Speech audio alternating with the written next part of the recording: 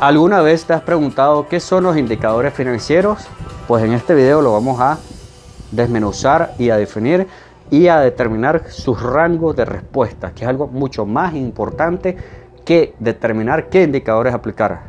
Son más importantes los rangos de respuesta. Mi nombre es Reinaldo Guillermo Solórzano Hernández y soy el fundador del proyecto de vanguardia en ciencias económicas. Este es el video que corresponde a la clase focalizada número 7, indicadores financieros. Y le vamos a llamar la primera parte porque lo vamos a desarrollar en 4 videos fundamentales y luego una práctica. La primera cosa que debemos tener claro con los indicadores financieros es qué son y para qué sirven. Los indicadores financieros es una de las herramientas del llamado análisis de estado financiero o análisis de situación financiera y económica de las empresas. Existen varias herramientas. Un análisis financiero no es nada más que la realización de un examen a los principales elementos de carácter contable, económico y financiero de una empresa. Estos elementos los encontramos contenidos en los 4 estados financieros básicos que arroja o es el producto final de la contabilidad. Un estado de situación financiera, un estado de resultados, un estado de flujo efectivo y un estado de cambio en el patrimonio. Aunque los más sensibles y los más importantes son el estado de situación financiera y el estado de resultados. En Europa ya se habla de un 5.º estado financiero como tal, que son el estado social, que tiene que ver con la responsabilidad social empresarial, tiene que ver con algunos temas muy particulares europeos en cuanto a las empresas. En Europa las empresas pagan por la contaminación que hacen en el ambiente. Hay una categoría de pago por tanta contaminación medida en metros cúbicos, en gramos, en kilogramos, según si es gas, según si es materia sólida. Y prefieren pagar esa cuota, ese canon, que a cerrar la empresa. Les es más rentable pagar esa penalización. ¿Ya? Entonces en Europa se habla del 5.º estado financiero, estado social. Dicho esto, para aplicar los indicadores financieros tiene que haber ciertas condiciones previas. La primera condición previa es que tenemos que tener un sistema que me arroje los estados financieros. Si no, yo no los puedo tener. Puede ser que sea una contabilidad empírica, una contabilidad de un negocio unipersonal, pero siempre hay que llevar registro. Y esos registros tal vez no se le aplican las razones financieras tan técnicamente como dicen los libros los autores, pero se le puede hacer una aplicación, una adecuación de las razones financieras. Las fuentes, datos o complementos. Yo puedo tener sistema contable, pero si ese sistema contable está atrasado, no sirve, está obsoleto, nadie lo sabe ocupar, si es computarizado, no voy a tener los estados financieros. Entonces de nada sirve tener contabilidad y no tener su producto final, que son los estados financieros. La selección de indicadores. Ahí hablamos de 4 grupos fundamentales: liquidez, deuda, rotación y rentabilidad. Sin embargo, hay que decir que esto no es ley, esto no es regla. Esto se adecua según el tipo de empresa y el tamaño. Recordemos que hay empresas que necesitan tener suficiente o una cantidad muy grande de efectivo en sus arcas para sus operaciones. Hay otras que no necesitan, más bien necesitan tener más inventario. Hay otras que no necesitan vender tan rápido su inventario. Hay otras que lo tienen que vender súper rápido, como los supermercados. Hay otras que no viven por su liquidez, viven por su rentabilidad, viven por su marca, por su dominio, por su historia en el mercado. ¿Ya? Entonces, el grupo de liquidez básicamente, porque después lo vamos a uno por uno, el grupo de liquidez tiene que ver con la capacidad de pago que tiene la empresa en corto plazo. La deuda tiene que ver con qué tantos activos, qué tantos recursos propios están comprometidos para pagar deudas actuales y futuras o potenciales. La rotación tiene que ver con la venta del inventario y la rentabilidad tiene que ver con la capacidad de las empresas de generar una ganancia al final de costos, gastos, impuestos y cualquier otra erogación que disminuya al ingreso total. El primer grupo que vamos a ver son los componentes del grupo de liquidez. La mayoría se llaman indicadores también porque la mayoría son razones financieras, pero son razones, y las razones vienen siendo fracciones, un numerador y un denominador. Por eso la primera, que es el capital de trabajo neto, activo corriente menos pasivo corriente. Ojo, desde aquí ya empezamos a utilizar terminología contable. ¿Y dónde aparece el activo y el pasivo corriente? En el estado de situación financiera de las empresas. Así que todo depende de la contabilidad. Por eso digo que la contabilidad y la finanzas son como primas hermanas, porque una se alimenta a la otra y así sucesivamente. Entonces, Esta algunos no los incluyen porque es una resta, aunque yo lo incluyo porque básicamente me dice cuánto dinero, cuánto es la brecha, me está diciendo cuánto es la brecha de liquidez o el colchón de liquidez que tengo entre activos y pasivos corrientes. ¿Por qué los corrientes? Porque recordemos que la liquidez, especialmente en empresas latinoamericanas, o sea, nuestra región valoran mucho lo de corto plazo, valoramos más lo de liquidez, el día a día. En Europa y Norteamérica se valora un poco más la inversión a largo plazo, ¿ya? Entonces esto se puede medir en términos monetarios corto bajo dólares y tendría dos rangos, lo que le dije al inicio.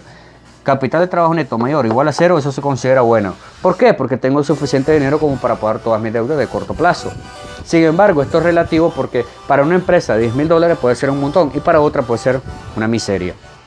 Va a depender del tipo de empresa y el tamaño. Y el capital de trabajo neto puede ser negativo porque menor que cero es un número negativo. Eso sí es malísimo. ¿Por qué? Porque significa que no tengo el suficiente recursos líquidos de corto plazo para pagar mi deuda de corto plazo también. Tenemos la razón corriente. Aquí lo resté, aquí lo divido. Activo corriente sobre pasivo corriente. Esto se mide en veces o número de veces, ¿ya? Entonces, aquí también tendríamos tres posibles rangos. Razón corriente menor o igual a 1 o una vez. Eso podríamos considerarlo, ¿verdad?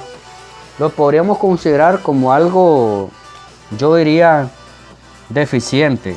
Porque que sea menor que 1 significa que ni siquiera tenés que tu activo corriente, tus recursos líquidos ni una vez cubren tu deuda. Y eso es malo.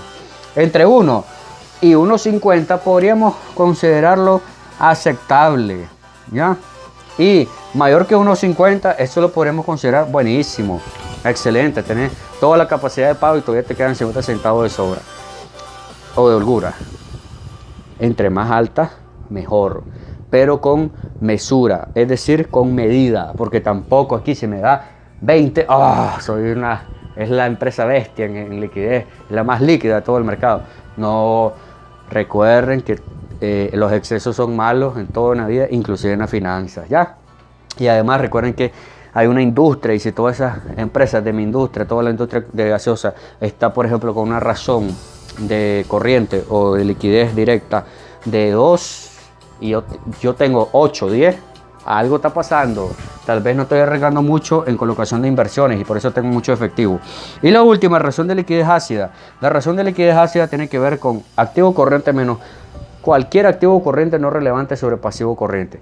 ¿Qué me dice que es relevante y no relevante? Bueno, aquellos activos que realmente son corrientes, son efectivos, pero que todavía falta un poquito más, o sea, delatan un poquito más para hacerse dinero, ¿ya? Generalmente aquí colocamos el inventario porque el inventario para hacerse dinero tiene que venderse y durante se venda tiene que darle mantenimiento y si lo vendes al contado tal vez lo recuperas inmediatamente, pero si lo vendes al crédito tenés que esperar que pase el periodo de pago, ¿ya? Aquí tenemos unos posibles rangos. Por ejemplo, razón de liquidez ácida menor o igual a 0.80, eso lo consideraríamos deficiente totalmente. Entre 0.80 y 1 podríamos considerarlo aceptable. Y razón de liquidez ácida mayor que 1 lo podemos considerar excelente. Porque significa que aún quitando los activos corrientes no relevantes o los inventarios en algunos casos, también la empresa tiene la capacidad de pago de todos sus pasivos corrientes o deudas de corto plazo. Bien. Esta sería el grupo de liquidez y las tres razones principales o las tres medidas de liquidez. La principal, a mi parecer, no hay principal en este grupo, todo va amarrado. Si esta da positiva, esta me da en sentido positivo mayor que 1. Y esta tiene grandes posibilidades, porque a veces hay empresas que tienen muy concentrados todo su dinero, toda su liquidez en el inventario. Conclusión. El grupo de liquidez de indicadores financieros lo que me indica es la capacidad de pago que tiene la empresa en el corto plazo, que es la ideal en empresas latinoamericanas, y la cantidad de activos corrientes que ya están comprometidos con deudas de corto plazo. Eso me genera posiblemente determinar cuál es mi brecha de liquidez, que también a partir del capital de trabajo neto en términos monetarios también lo podemos determinar en términos porcentuales. Recordemos que existen los análisis de tendencias y uno de los análisis de tendencias es el análisis de porcentual. El análisis porcentual, si yo determino cuánto representa el activo corriente y el pasivo corriente de mis respectivos activo y pasivo, y por ejemplo el activo corriente vamos a ponerle aquí brecha de liquidez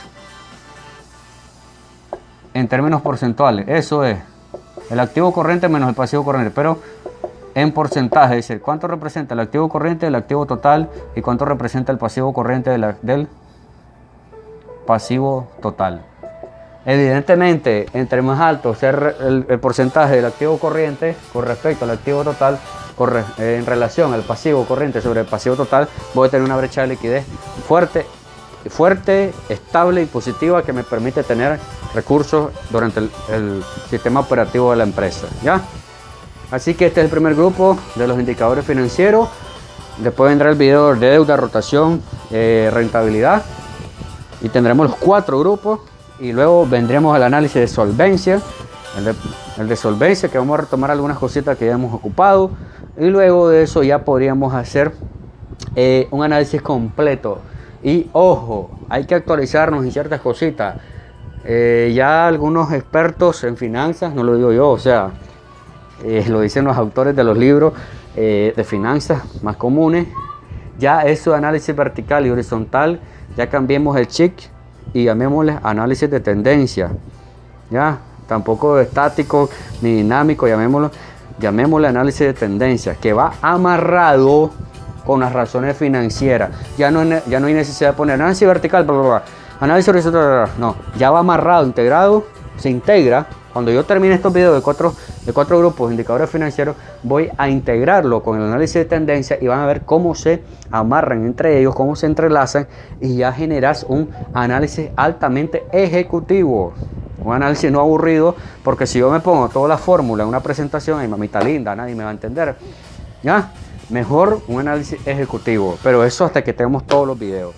Así que, como siempre, espero que esto sea un video que contribuya a todos, ¿verdad? Que nos vayamos educando en términos financieros, y también a mis estudiantes, que voy a tocar algunas cosas de esto en las clases muy pronto, ¿ah? Y este video les va a servir. Como siempre, estamos abiertos a consultas, a preguntas, a aportes, también a cualquier observación. Nosotros lo tomamos siempre como de manera positiva. Esto es un aprendizaje continuo, nadie nació aprendido y nadie está aprendido totalmente. Siempre en la vida vamos aprendiendo algo nuevo cada día, cada minuto. Así que estamos en contacto y recuerden, somos de vanguardia. Muchas gracias.